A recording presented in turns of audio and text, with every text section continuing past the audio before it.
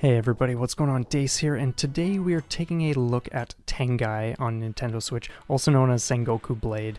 This is one that I haven't checked out since 2019, give or take some months or whatever, when I originally sampled all the Psycho games that were on the 3 physical editions that came out.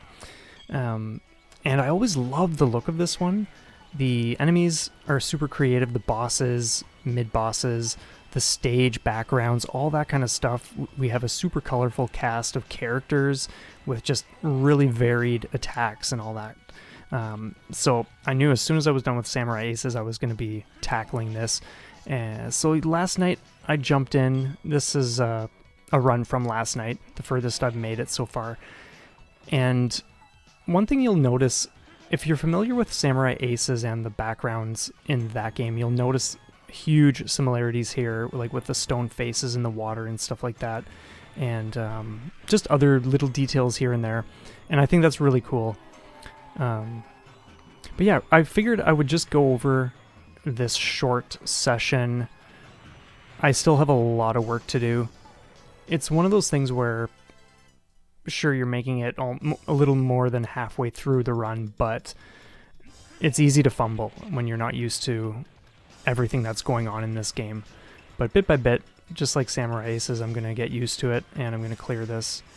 And I'm really excited because it's just a gorgeous looking game. I cannot get over everything. And one thing that's really cool with this is that, let's say you have the forest level as stage 1, and then the water level is stage 2, and then whatever other level is stage 3.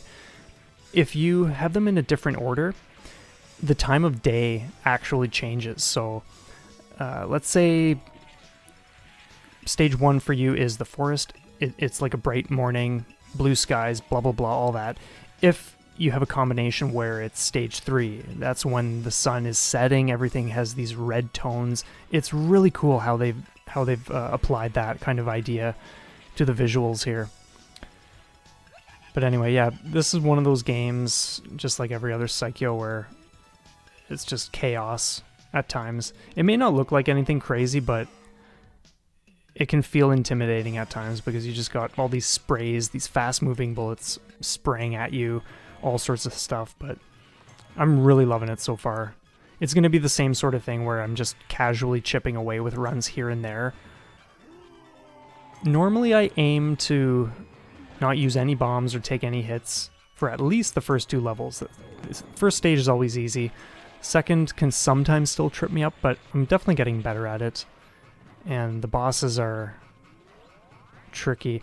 Interestingly enough, where Samurai Aces was very easy when it came to the stage portions, and whereas the boss sections are always much more threatening, I find there's more of a balance with this one. The stages can be just as chaotic at times and dangerous. So it's neat to see just differences here and there.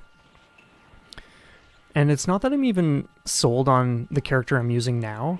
All of them, I sampled each and every single one last night, and they're all really, really cool. Their different abilities are awesome. Their charge attacks are wicked. Like Tengai here, who I'm playing as, or at least that's the name he's going by in the menu. All those little shards you see him, like those teal colored or turquoise, if you charge, those all form into like a golden bird, and so you won't have those shards until the bird comes back.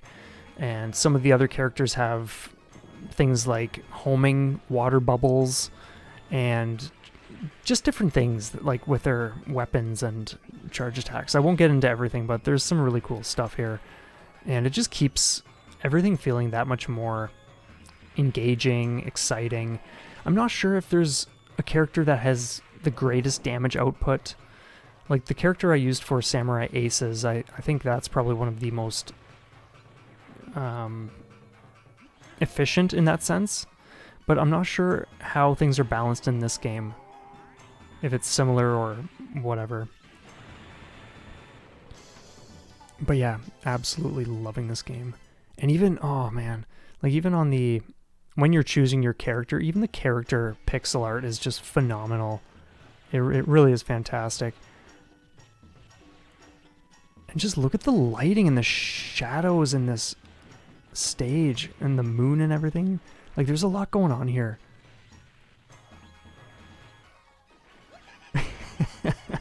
This maniac. These are easy bosses. This, yeah, was just sloppy playing. Feeling threatened by things you don't even need to worry about while I get used to it. Like that, like, there was no reason to use a bomb for the green dude or her.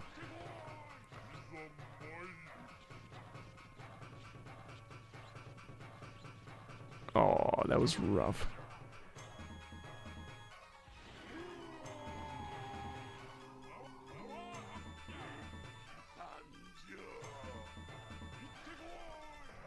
That guy is huge.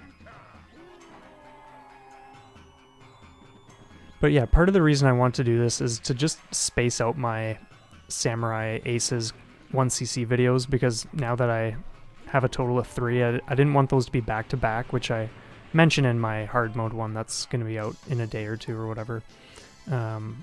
So I figured, yeah, you know what, I can just throw this up. It's a short video and it kind of breaks up the repetition, because not everyone's going to have an interest in seeing 3 clears from the same game just on different difficulties. But I still want to share commentary for that kind of stuff because I really enjoyed that game.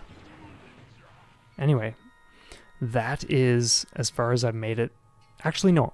Today I did get farther, a little further. I'm not sure how far I got, but like in relation to the entire run, I mean, but I got farther than we just saw now. So bit by bit. Anyway, let me know what you think in the comments below. You all have a stellar day. Thanks so much for checking this out, and we will see you next time.